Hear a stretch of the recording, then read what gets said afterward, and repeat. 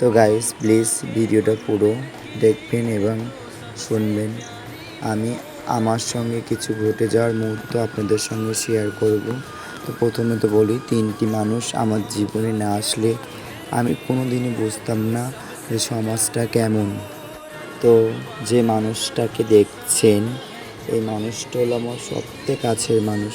এই মানুষটা আমার জীবনে না আসলে আমি বুঝতাম না মা বাবার ভালোবাসা কেমন এবং সমাজ কেমন, দুনিয়া কেমন, কিচ্ছু আমি যখন বাড়ি দিয়ে চলে আসি, এই মানুষটা আমাকে নিয়ে মা বাবার ভালোবাসা কোনো দিনও বুঝতে দেয়নি।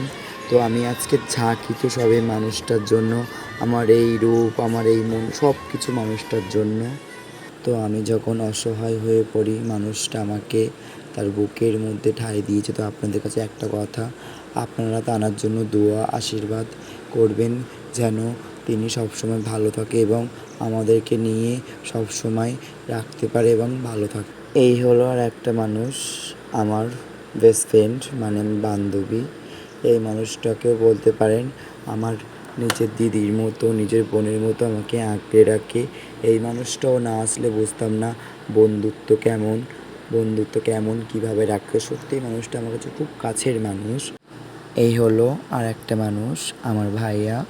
ভাইয়া না থাকলে বুঝতাম না ভাইয়ার ভালোবাসা কেমন, ভাইয়ার শাসন কেমন।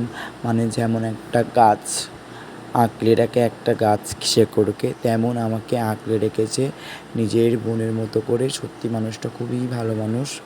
গাইস, ভিডিওটা আজকের মতো শেষ করলাম।